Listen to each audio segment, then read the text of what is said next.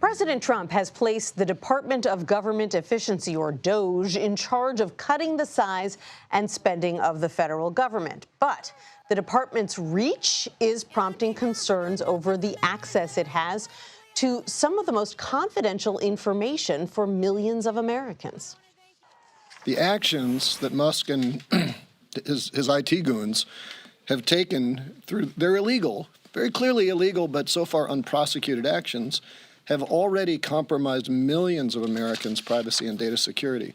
And if you want to understand how nervous you should all be, think about how hard Donald Trump worked to protect his tax returns from becoming public, even under a legitimate subpoena from the House of Representatives. So what's DOGE doing with that data? Let's bring in CBS News Chief Washington correspondent Major Garrett. He has been looking into this. Major, good to see you. Great to be with you. In fact, you spoke with Natasha Sarin. She is someone who worked at the Treasury Department under President Biden. You asked her about the scope of the information that DOGE now has access to. Let's listen to a little bit of that exchange and then talk about it. Sure. I file my taxes electronically. I receive whatever refund I get electronically. Yep. Does that put me inside this database of the Bureau of It sure Fiscal does. Service? Okay. And your bank account information, that's how you get your refund electronically. Oh, right. Yeah. So not just who I am, where I live. How much you made, how much your refund is. All of that is in there. Absolutely. It is a vast ocean of data.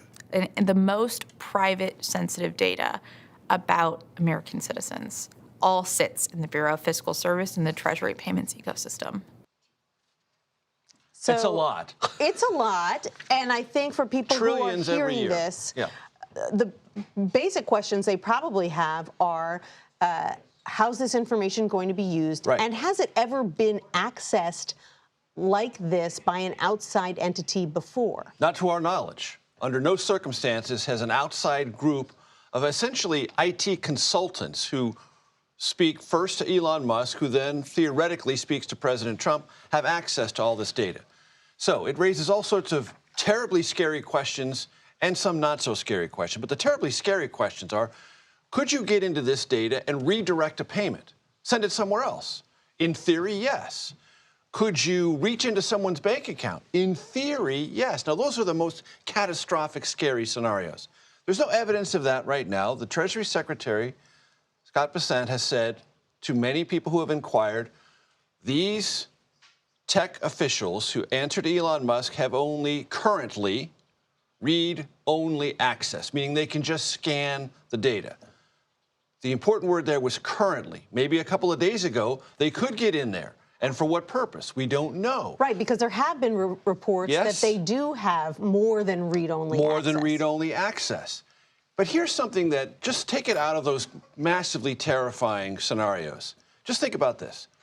Elon Musk, personally, has about $2.6 billion in federal contracts with his various companies. He now, even on a read-only mode, knows everything about every other federal contractor, some of whom are competitors. He knows every single thing about them, when they get paid, what they get paid. And that's information that provides tremendous theoretical competitive advantage to one person in America, an unelected billionaire who happened to write a check, roughly, for $280 million to President Trump's reelection campaign. And this is what he's gotten for it. That is a kind of singular access to data that in the commercial world is almost priceless.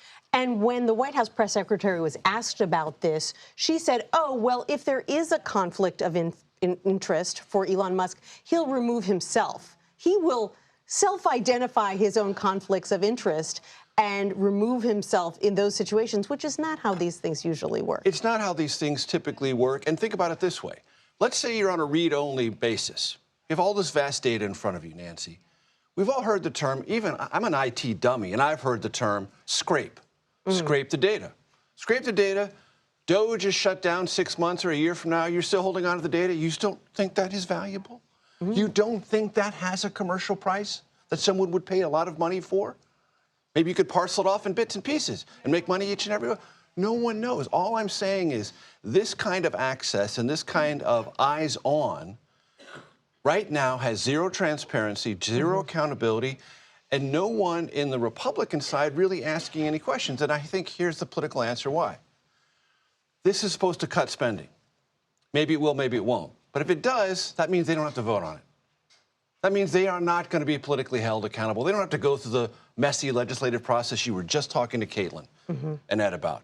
It's a simple, direct access to get something on the table that's a Trump agenda item that they don't have to mess with. And they've been talking about making big cuts for years, if not decades. They haven't been that successful, so Here's they the may great not irony. like the means, but at least it's happening. Here's the great irony. If you want to cut spending, you don't do it through the Bureau of Fiscal Service. You go to the agency and cut it through the agency, which in fact, some Treasury officials said you really need legally to do this. And they're like, no, let's just try to cut it straight through this way.